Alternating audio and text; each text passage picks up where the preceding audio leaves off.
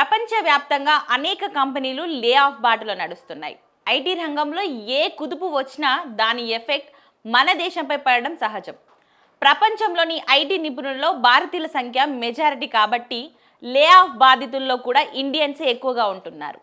ఇప్పుడు లేటెస్ట్గా గూగుల్ భారత్లో ఉద్యోగుల తొలగింపునకు సిద్ధమవుతుందని వార్తలు వస్తున్నాయి. బెంగళూరు, హైదరాబాద్ ఆఫీసులలో పనిచేస్తున్న వారిలో కొందరిని తొలగించే అవకాశాలున్నాయని తెలుస్తుంది.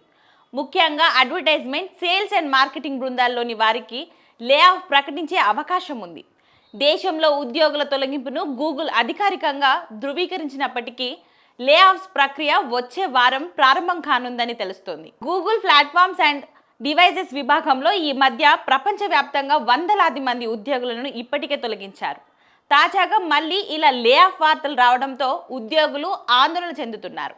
ప్రపంచవ్యాప్తంగా ఆర్థిక వ్యవస్థలో ట్రంప్ టారిఫ్ నిర్ణయాలన్నిటినీ అనేక కంపెనీలు కష్టాల్లో పడేస్తున్నాయి. ఈ పరిణామాలకు చివరికి ఉద్యోగులు బలవుతున్నారు.